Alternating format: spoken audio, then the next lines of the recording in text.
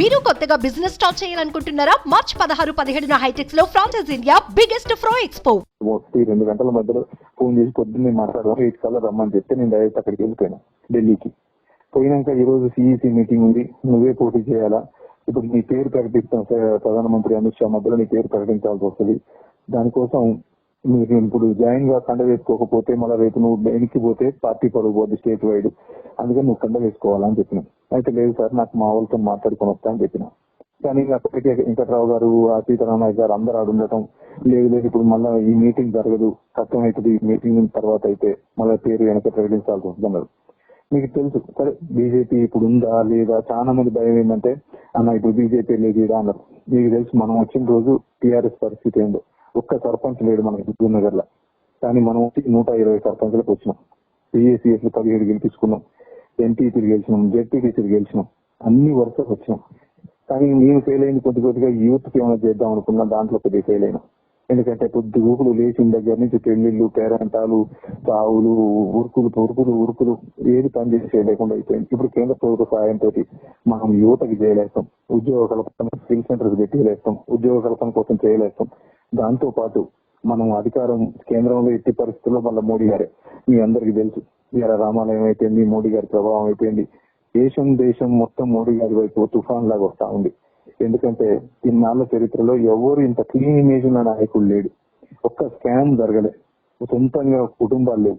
ఎంతసేపటికి దేశమే కుటుంబంగా భావిస్తా ఉన్నారు. ఈ రోజు చేసిన హైవేలు కానీ ఏదైనా అంటే వాళ్ళ సపోర్ట్ ఉంటే మనకు మంచిది అన్న ఉద్దేశంతో వాళ్ళు కూడా మనల్ని కావాలని అనుకోవటం. చాలా మంది ట్రై చేసిండ్రు. ఈ రోజు బీఆర్ఎస్ లో చాలా మంది వెళ్ళిపోతా ఉన్నారు. రంజిపేట గారు పోటీ చేయట్లేదు, శేఖర్ రెడ్డి గారు పోటీ చేయట్లేదు, ఇట్లా ఎవరైనా భయపడతా ఉన్నారు. ఎందుకంటే రేపు జరిగే పరిణామాలు ఎట్లుంటాయి ఏంటి అని. రేపు మళ్ళా రేవంత్ రెడ్డిని దింపాలా, అది చేయాలి ఇది చేయాలని కొంతమంది కాంగ్రెస్ లో అనుకుంటా ఉన్నారు. అట్లాంటి వాళ్ళకి మళ్ళా మన వాళ్ళే సపోర్ట్ చేయొచ్చు. దీని లాస్ట్ ఎలక్షన్ పోయే కల్లా మళ్ళా మనమే ఆగం కావచ్చు. అందుకని వీటన్నిటిని దృష్టిలో పెట్టుకుని నేను మీరందరూ నా ఏమంటూ ఉంటారు అనుకునే, నేను ఒక్కడిని పోయి ఏం చేస్తా, దాంట్లోకి నేను ఒక్కడిని పోయినా ఏముంటది, మీరందరూ ఖచ్చితంగా నా అంటుంటారు చేస్తారు అనుకునే. ఇంకొంతమంది ఏంటంటే ముస్లిం సోదరులు ఉన్నారు, వాళ్ళకి బీజేపీ అంటే పడదు, బీజేపీ అంటే సైతం మీకు చేస్తారా అని. కానీ మీకు తెలుసు నేను మీకంటే ఎక్కువ ముస్లింని, దర్గాకు పోయినా ఎక్కడికి పోయినా ఇది నాకు సొంత కుటుంబం. ఇది లోకల్ అనుకునే పని చేసిన, మనం అనుకునే పని చేసిన, అది పార్టీ ఆ మతం అని పని చేయలే, ఎవరికి ఒక్కలో అని పని చేయలే. ఎవరైనా మాకు తైలన్న అంటే అర్ధరాత్రైనా పొందుకుంటూ కూర్చున్నా, వేరే పని లేకుండా 5 సంవత్సరాలు గడిపిన. కాబట్టి మీరు ఆలోచించండి ఒక్కసారి. ఇది నేను ఒకవేళ నేను మీకు చెప్పకపోవడం తప్పే, ఆ తప్పు క్షమించండి. కానీ మీరు అర్థం చేసుకుంటారు, మీకు తెలుస్తుంది. కొన్ని పరిణామాలు ఎట్లుంటాయంటే మీకు చెప్తే యాక్ట్ చేయలేరు. చెప్తే ఒక్కొక్కసారి సంవత్సరం నుంచి కలెక్టర్లకు అందరికీ వాళ్ళు చెప్పిన వినాలని నేను చెప్తే రేపు సైలెంట్ మాట్లాడడం ఏంటడా, అట్లా చెప్పలేము. బయటకు వచ్చి డబ్బులు ఎలక్షన్లకు వచ్చి లాస్ట్ నైట్ కల్లా డబ్బులు ఇస్తాం మీరే లేదు మీరే పెట్టుకోండి అంటే నైట్ మళ్ళీ మనకి ఇవ్వకుండా అవతలకి ఇచ్చే మనం పార్టీలో ఎట్లా పని చేయలేస్తాం. అయినా మిమ్మల్ని కూడా పని చేసుకుంటూ వచ్చినాం. కాబట్టి దయచేసి దీన్ని తప్పు అయితే తప్పులు క్షమించండి.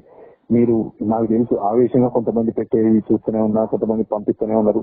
మీ ఆవేశానికి నేను కారణం కావచ్చు. కానీ మీరు మంచి హృదయంతో ఆలోచించండి. ఒక్కసారి ఏదైనా చేసిన తప్ప రైతా అని ఆలోచించండి. రేపు పార్టీ పరిస్థితి ఎక్కడో ఆలోచించండి.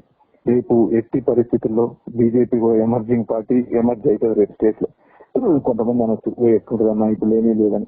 ఇలా మనం అంత ఎత్తున టీడీపీ కనుమరుగైపోయింది, ఇప్పుడు ఏం లేని బీఆర్ఎస్ పైకి వచ్చింది. మళ్ళీ ఇప్పుడు ఒక్కొక్కటి రేపు 10 సీట్లు 10-12 సీట్లు వచ్చే అవకాశం ఉంది కదా బీజేపీకి. ఎక్కడ చూసినా మోడీ గాలి తోలుతా ఉంది. అందుకని అంటే ఆ క్లీన్ ఇమేజ్, పనిచేస్తామనే ఇమేజ్. కాబట్టి మీరు సహృదయంతో ఒకసారి ఆలోచించండి. మళ్ళీ 2-3 రోజుల్లో ఒకసారి నేను హుజూర్ నగర్ వస్తా, మీటింగ్ పెట్టుకుంటాను. మీకు కోపం ఉన్నా ఆ కోపాన్ని ఒకసారి ఆలోచించి చూడండి, నన్ను ఒకసారి ఆలోచించండి. నేను చేసిన తప్పు అయితే క్షమించండి. మీరందరూ కూడా ఎట్టి పరిస్థితుల్లో సపోర్ట్ చేస్తారు. మీరు మీలో ఉంటుందనే నేను చేసుకున్నా, కానీ మీరు లేకుండా నేను ఒక్కడిని పోయినా ఆ విలువ ఉండదు. మీరందరూ కూడా ఖచ్చితంగా నా ఇంటర్ రావాలా, వస్తారని ఆశిస్తా ఉన్నా. జై తెలంగాణ.